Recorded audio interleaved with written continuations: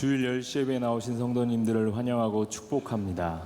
또 미디어로 함께 예배하는 성도님도 환영하고 축복합니다. 지난주 부활절을 끝나고 첫 번째 주일을 맞이하고 있습니다. 여러분들의 삶 속에서 부활의 참 기쁨과 주님을 바라는 참 믿음으로 승리하시는 은혜가 있길 원합니다. 이 시간 하나님의 임재를 경험하는 진정한 예배가 되길 원하면서 다 함께 자리에 일어나셔서 찬양하며 예배의 자리로 나가겠습니다.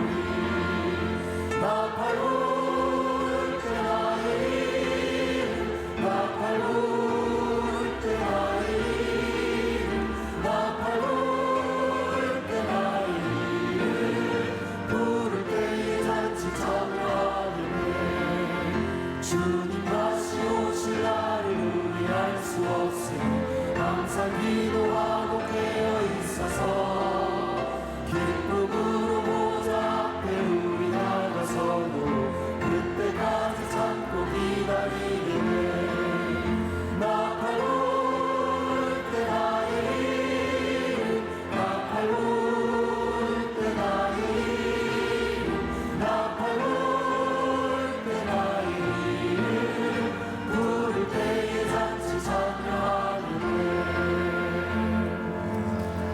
하나님께서 우리의 이름을 부르시는 그날까지 우리의 믿음을 지키고 승리하는 우리 모두가 되기를 원합니다. 성도님들의 삶을 되돌아보면 참 많은 어려움과 환난과 말할 수 없는 고통 가운데 근심하는 분들을 많이 만나게 됩니다. 어두움 가운데서 빛으로 인도하시고 또 우리의 작은 신음에도 귀 기울이시고 응답하시는 오직 주님만을 바라보겠다는 그 믿음의 고백으로 주만 바라볼지라도 함께 찬양하겠습니다.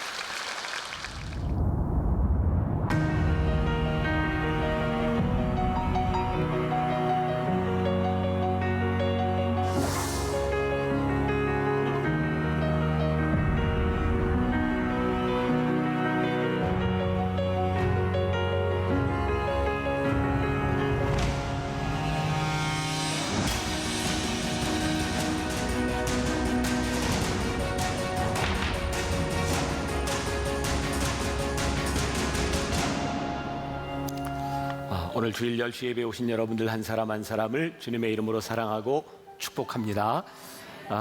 이번 주일은 특별히 많은 분들이 아웃하셨어요.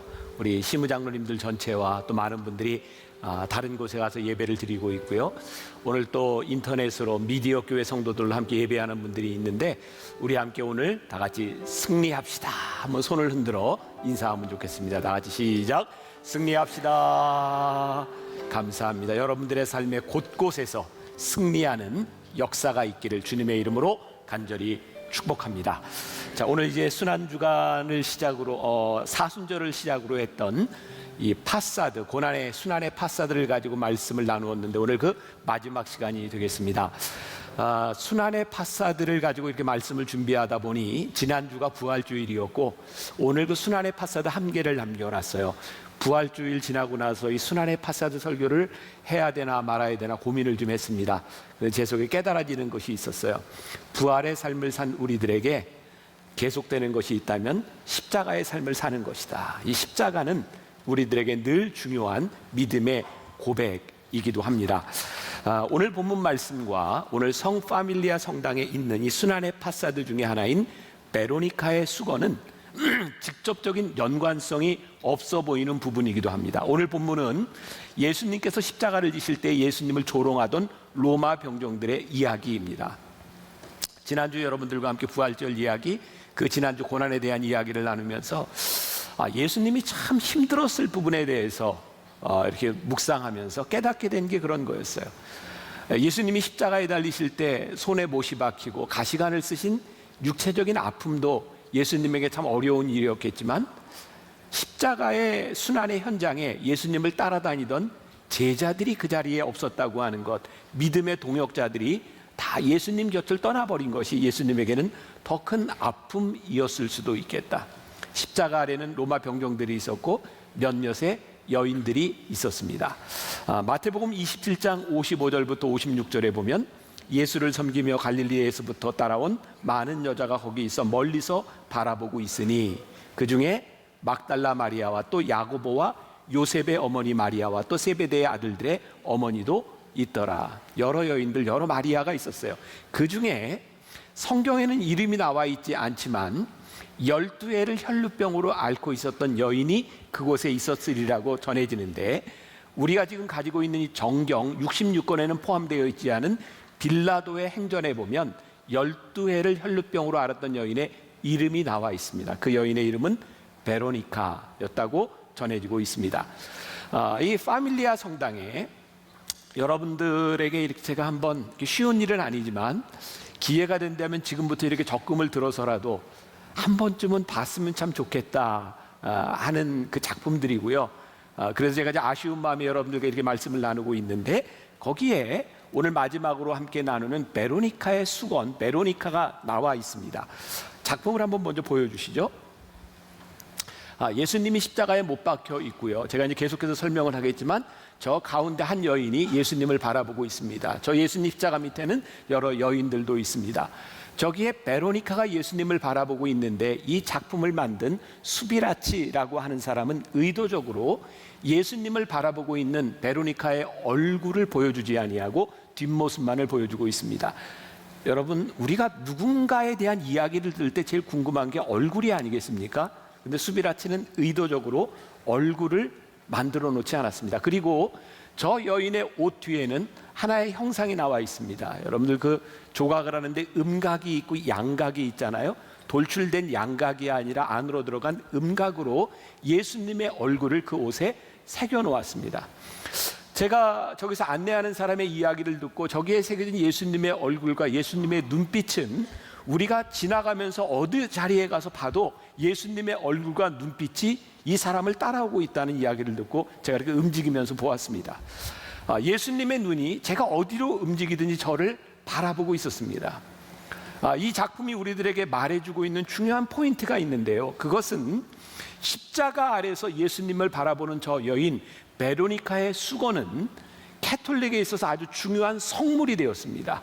왜냐하면 베로니카가 예수님이 십자가를 지고 골고다로 올라가실 때 채찍에 맞으시고 피를 흘리시고 쓰러지셨을 때 예수님의 땀과 피를 닦아주려고 베로니카가 수건으로 예수님의 얼굴을 닦았을 때 그 수건에 예수님의 얼굴의 형상이 새겨졌습니다.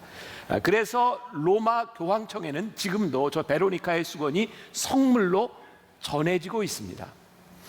그런데 이 수비라치라고 하는 사람은 저 예수님 아래서 십자가 아래서 예수님을 바라보고 있는 저 베로니카의 얼굴을 그려놓지 않았어요. 사람들은 베로니카의 기적을 바라보며 수년 동안 중세시대에 많은 사람들이 성당을 찾아가서 그 베로니카의 수건을 보겠다고 순례를 하는데, 이 신앙에 있어서 진정 중요한 것은 베로니카에게 일어났던 기적이 아니라는 거예요. 우리는 누군가에게 일어났던 기적을 바라보며 그 기적으로 일어났던 성물들을 바라보며 순례를 하기도 하고 바라기도 하고 기적을 바라는데, 실상 중요한 것은 베로니카에게 일어났던 기적이 아니라 베로니카가 예수님을 바라봤던 그녀의 믿음이 중요하다는 거예요. 오늘 말씀의 제목을 제가 이렇게 잡았습니다. 믿음을 가지는 것과 믿음의 결과를 바라는 것에 차이가 있다. 우리의 신앙을 한번 점검해 보세요. 우리는 베로니카의 믿음을 바라보는가, 아니면 베로니카가 믿음으로 행했던 일에 대한 결과를 바라보고 있는가? 우리의 신앙은 성서에 나와 있는 많은 사람들의 믿음을 본받으려고 하는가, 아니면 그들이 믿음으로 행했던 일에 대한 결과를 바라보며 그 기적을 구하는 사람들은 아닌가? 그러니까 진정한 믿음을 가지는 것과 믿음의 결과를 바라는 것은 좀 다른 차이가 있다고 생각하고요. 예수님을 따르던 많은 무리들이 십자가 앞에서 흩어졌던 것은 무엇을 증명하고 있냐면, 그들은 주님을 따랐던 사람들이 아니라 주님을 따르며 일어났던 기적을 바라는 사람들이었다는 거예요. 어느 순간 기적이 사라져버리자, 어느 순간 기적의 결과들이 없어져 버리자 그들은 예수님을 쉽게 떠났던 사람들이죠. 십자가는 우리들에게 이렇게 묻습니다. 너희들이 십자가를 바라보고 살아가느냐, 아니면 십자가의 결과, 십자가의 기적을 바라보며 쫓는 사람은 아닌가? 기적을 체험했지만 어느 순간부터 우리들이 기적의 도구를 찾아가는 사람이 되어서는 아니 되겠다. 예를 들면 그런 것일 수 있어요.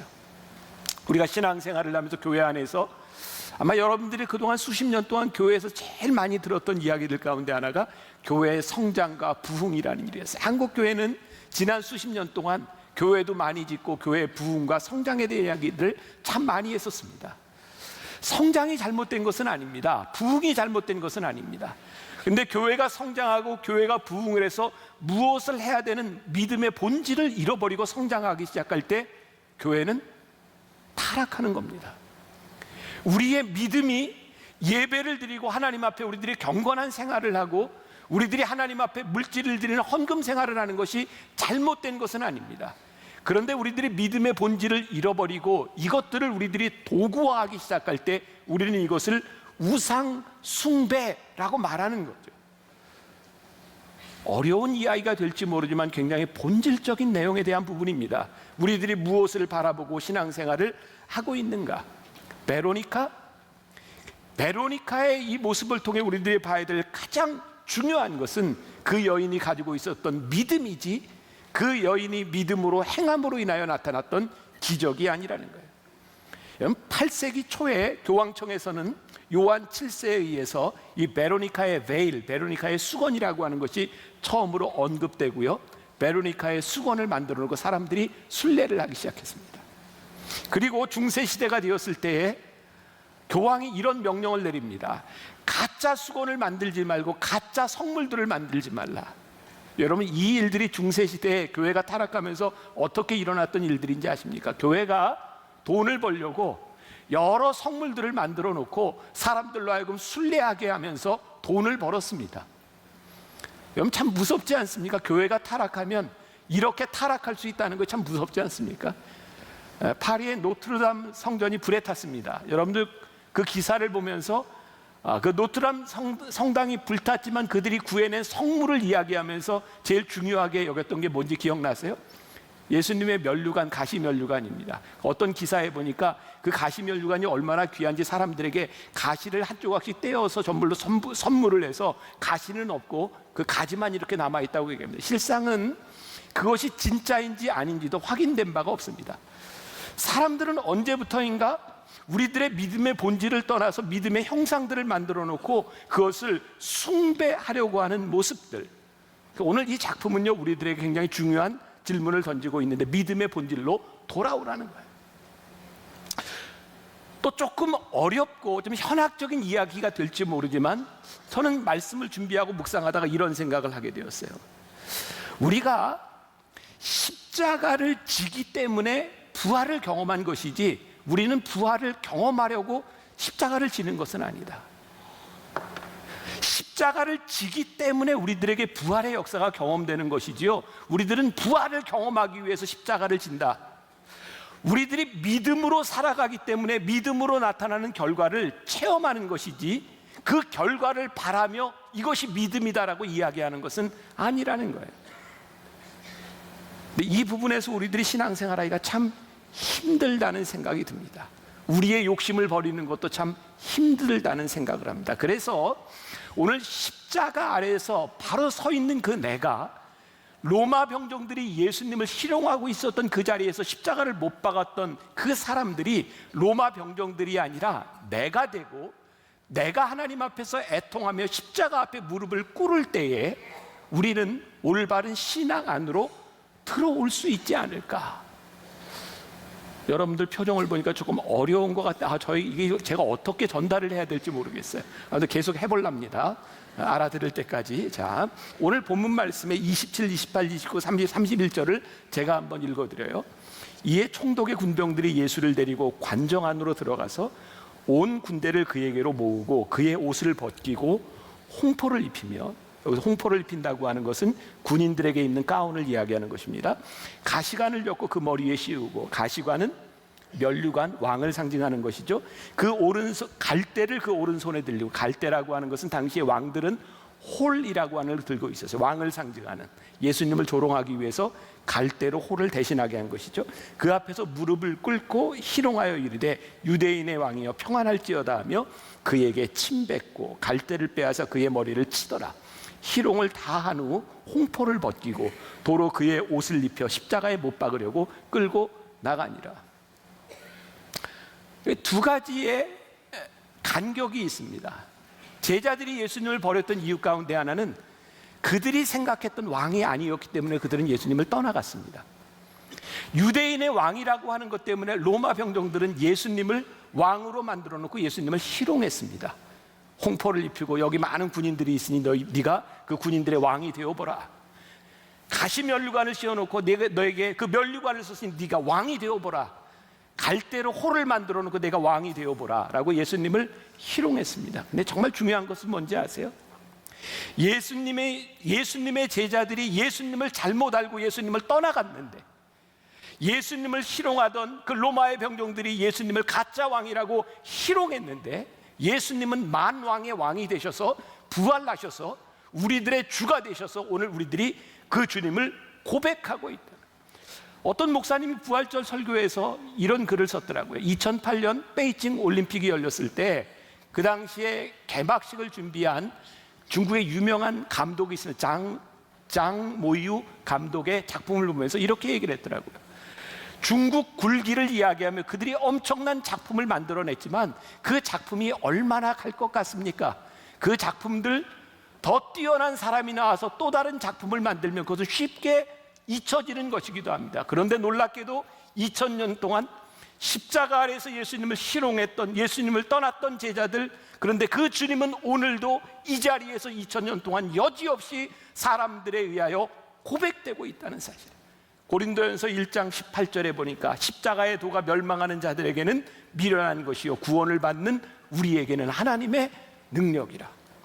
누가 희롱해도 누가 부인해도 십자가는 2000년 역사 가운데 우리들의 능력으로 서 있고, 저는 요즘 한국 교회를 바라보며 많은 사람들이 염려하는 눈으로 바라보며 이제 청년들이 교회를 다 떠났노라고, 대학가에 3%밖에 크리스찬들이 남아있지 않노라고 이야기를 하는데 저에게는 참 이상한 소망 같은 것이 있습니다. 하나님, 2000년 역사 가운데 교회는 핍박받고 교회는 가장 어려워졌을 때 하나님의 역사는 다시 일어났고 주님은 우리들에게 왕으로 고백된 2000년의 역사를 우리들이 알고 있기 때문에 저는 한국 교회가 끝났다고 생각하지 않습니다.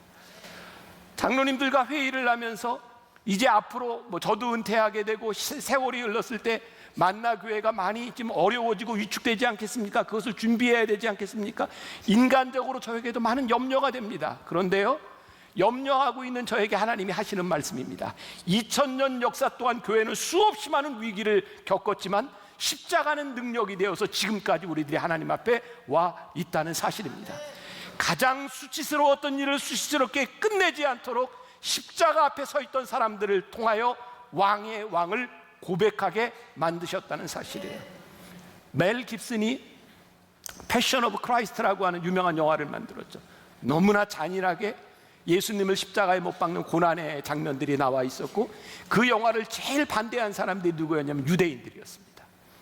2차 세계대전 때 유대인들이 학살을 당했던 이유는 유럽에 있는 많은 사람들, 특히 독일에서 히틀러가 예수님을 십자가에 못 박힌 유대인들을 죽어야 될 정당성들을 부여했기 때문에 유대인들이 고난을 당했어요.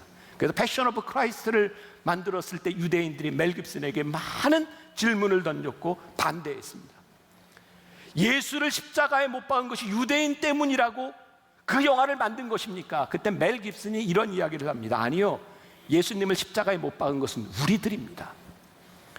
패션 오브 크라이스트, 예수님의 고난의 현장에서 예수님을 십자가한 것이 우리라고 하는 것을 고백하기 시작할 때 그 고백에서부터 우리는 하나님의 능력을 우리들이 경험하게 됩니다. 그래서 십자가 아래서 우리들의 애통함을 경험하는 것은 굉장히 중요한 우리의 믿음의 본질적인 부분입니다. 제가 지난해 2018년 고베 BTD에 갔을 때입니다. 첫 시간이었어요. 이제 내일 저는 우리 교인들과 함께 고베에 가서 영성훈련을 인도하고 옵니다. 그 일본 사람들을 바라보면 첫날 제가 이런 이야기를 했습니다. 여러분, 이번 기간 중에 하나님께서 여러분들을 통곡하게 만들 수 있기를 바랍니다. 십자가 아래서 여러분들이 애통할 수 있기를 바랍니다. 십자가 아래서 애통하는 자만이 그 애통함을 통하여 하나님의 은혜를 경험할 수 있기 때문입니다. 사도행전 3장 19절에서 베드로가 하나님의 은혜를 경험하고 제자들이 밖에 나가서 담대하게 복음을 전하기 시작할 때 이렇게 이야기를 합니다. 그러므로 너희가 회개하고 돌이켜 너희의 죄 없이함을 받으라. 십자가 앞에서 회개하는 애통함이 있어야 우리들이 하나님 앞에 돌아올 수 있는 겁니다. 다시 한번 그 작품을 한번 볼까요? 여러분들 머릿속에 한번 이 작품을 넣고 말씀을 계속해서 들었으면 좋겠습니다. 예수님의 십자가 아래 울고 있는 여인들, 그리고 그 아래 로마의 병정들, 예수님을 바라보며 예수님의 피를 닦았던 그 수건을 가지고 있었던 베로니카가 십자가에 달리신 예수님을 바라보고 있습니다. 그 여인의 얼굴은 누구인지 보이지 않습니다. 단지 예수님을 바라보고 있을 뿐입니다. 그리고 예수님을 바라보고 있는 저 여인의 등에 새겨진 예수님의 얼굴은 오늘 우리들에게 이야기합니다. 십자가를 바라보고 있는 너, 다른 사람이 아니라 바로 내가 십자가를 바라보고 있다. 오늘 십자가를 객관화하지 말고 우리들 하나님 앞 십자가를 바라보라고 이야기하고 있어요. 칸느 영화제에서 여우주연상을 받았던 전도연 씨가 주연했던 영화가 있습니다. 오래된 영화죠. 밀양이라는 영화입니다. 이 영화가 나오고 나서 사람들이 많은 이야기를 했습니다. 이건 반기독교적인 영화다. 근데 저는 그 영화를 보면서 그 반기독교적인 영화가 아니라 저는 기독교적인 영화라고 개인적으로 생각을 했던 사람입니다. 이 영화를 봤던 분들은 기억이 날지 몰라요. 제가 예전에 설교에서도 몇 번 인용한 적이 있습니다. 여기에 전도연 씨가 신혜라고 하는 여자로 나옵니다. 남편이 죽었어요. 아이를 데리고 밀양에 들어와서 둘이 삽니다. 그런데 남편을 잃고 아들 하나 데리고 사는 이 여인에게 그 아들을 데려가서 아들을 납치해서 아들을 죽여버린, 아들과 남편을 다 잃어버린 이 여인에게 유괴당해서 살해된 아들을 바라보는 이 엄마가 얼마나 아프고 힘들었겠습니까?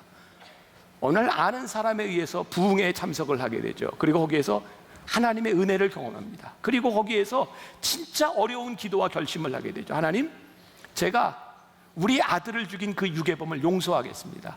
그 형무소로 찾아가죠. 그 범인을 만났을 때 어쩌면 그렇게 배역을 잘 골랐는지 모르겠어요. 거기에 나오는 그 살인범이요, 너무너무 이렇게 좀 살인범인데 선하게 생긴 살인범이 있죠. 아주 이미지에 딱 맞는. 그 전도연 씨가 가서 내가 당신을 용서하러 왔노라고 그랬더니 그 유괴범이 너무너무 평안하게 이야기하죠. 나 용서받았다고. 하나님이 나를 용서하셨노라고. 그때 전도연 씨가 그 시내가 절규합니다. 내가 용서하지 않았는데 누가 널 용서해? 그리고 반기독교적인 사람이 돼서요, 교회를 욕하고 교회 다니는 사람들을 타락시키고 반기독교적인 행동을 합니다. 그래서 반기독교적인 영화라고 하는데, 저는 그 영화를 바라보면서 깨달았던 게, 그렇구나, 세상이 우리를 바라볼 때, 십자가의 용서를 받았다는 우리들을 바라볼 때 애통함이 없이 나는 평안하다고 생각하는 그 사람들을 바라보며 그들은 가짜라고 이야기한다. 십자가 아래서 애통하지 않는 우리의 용서함은 가짜라는 거예요. 진짜 십자가는요, 참 아프고 힘든 겁니다. 용서하는 것도 힘들고요, 그로 인하여 아픔을 당한 사람이 그 아픔을 잃어버리는 것도 너무너무 힘든 겁니다. 십자가는 보상이 아닙니다. 저는 적어도 그렇게 믿습니다. 우리가 십자가를 통해서 구원을 받는 것이지만 그 보상 때문에 십자가가 우리들에게 오는 것은 아니어야 진짜 십자가라고 생각을 해요. 자, 오늘 말씀을 나누는 게 조금 방송에 나가기 때문에 조심스럽기는 한데, 어떤 분이 방송에서 제가 하는 이야기를 들었어요. 저기 판교를 지나가다 보면 어떤 교회 큰 현수막에 이런 글귀가 써져 있습니다. 최고의 복수는 용서다. 근데 그 말이 그렇게 거슬리더라는 거예요. 제가 이야기를 듣고 보니 그런 것 같아요. 어떻게 용서를 하기 위해서 복수할 수 있을까? 그것이 용서일까? 용서는 그런 것이 아니라, 용서는 힘든 겁니다. 복수하기 위해서 용서하는 것이 아니라 내가 십자가 앞에 서 있기 때문에 용서하는 것이지, 최고의 복수는 용서다. 어떻게 이 말로 우리들이 십자가를 설명할 수 있을까? 또 저는 참 무서운 것 중에 하나가, 여러분들이 이 일로 제가 어떤 정치적인 견해 이런 걸로 오해하지 않았으면 좋겠어요. 대통령이 언젠가 했던 말이 있습니다. 대통령 되기 전에 아름다운 복수를 꿈꾼다. 그분은 노무현 대통령을 생각하면 아름다운 복수. 아름다운 복수는 존재하지 않습니다. 복수는 복수인 겁니다. 저는 지금 이 시대만을 이야기하는 것이 아니라 우리의 민족에게 주어진, 앞으로 세대에게 하나님이 우리 교회의 믿음의 사람들에게 주어진 것은 복수가 아니라는 거예요. 우리들이 우리들 앞에 주어진 십자가를 누가 어떻게 질 것이며 그 십자가를 지는 사람들이 어떻게 살아갈 것이냐를 우리들에게 묻고 계시지, 십자가는 내가 그 앞에서 애통하고 내가 그 앞에서 아파할 때 우리들이 질 수 있는 것이 십자가인 거예요. 돌아가신 옥하는 목사님이 그런 말을 자주 하셨어요. 더 이상 눈물이 없는 기독교는 천박한 기독교가 될 것이다. 베로니카의 수건을 바라보며 베로니카의 그의 믿음과 그의 아픔을 보지 않고 베로니카의 수건에 새겨진 예수님의 기적을 바라보며 저것을 만지면 병이 낫는다고, 저것을 만지면 축복을 받는다고 생각하는 교회는 더 이상 기독교가 아니라 천박한 기독교가 될 것이다. 십자가를 잃어버린 기독교, 십자가를 잃어버린 교인들은 천박한 기독교인이 될 것이다. 돌아가신 김우영 목사님, 저에게는 아버님이 되시죠. 옛날 우리 한국교회에 부흥의 세대가 있었습니다.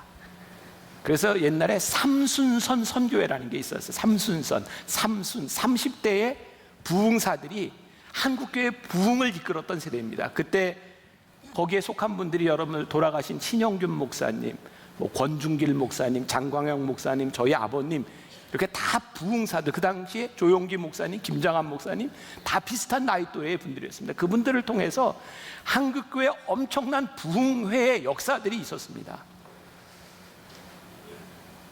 저희 아버님의 이야기를 제가 다른 분들을 통해서 듣습니다.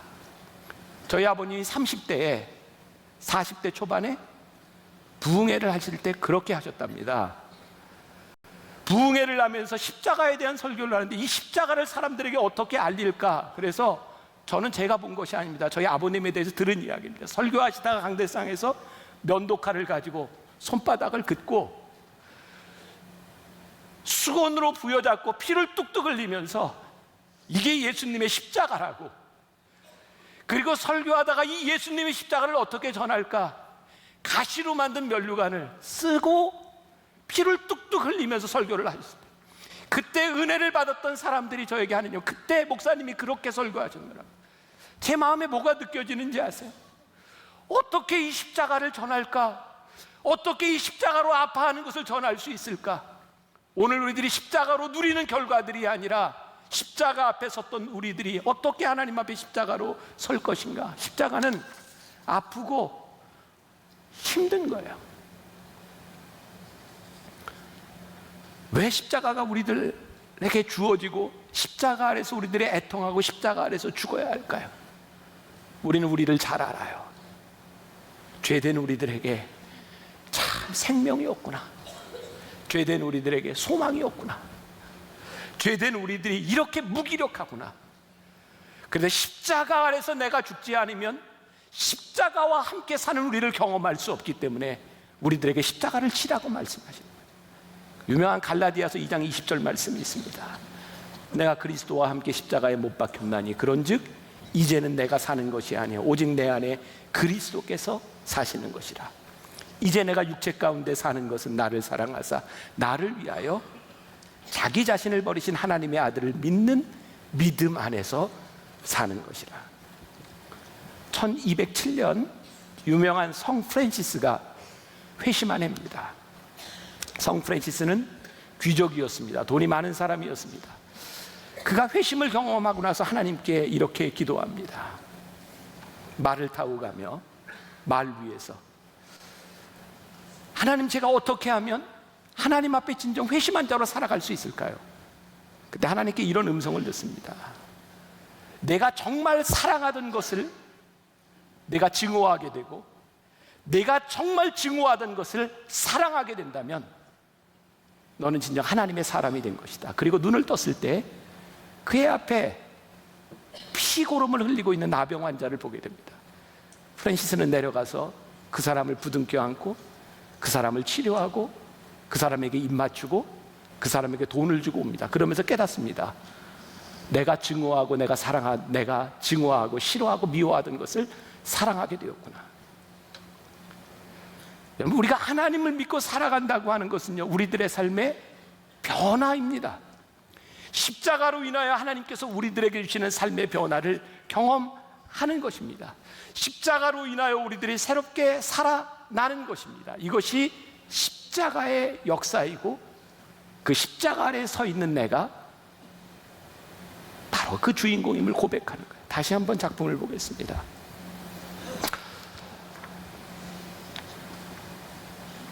저에게 가장 감동적이었던 것, 저 베로니카의 뒤에 새겨진 음각된 예수님의 모습이었어요. 내가 어디를 걸어가도, 십자가 아래서 어디를 걸어가도 예수님의 눈빛은 나를 향하고 있었어요. 십자가 아래 서 있는 것은 너다. 베로니카의 수건의 기적이 아니라 십자가 아래에 서 있던 베로니카, 그 여인을 바라보지 말고 내가 나를 바라보아라.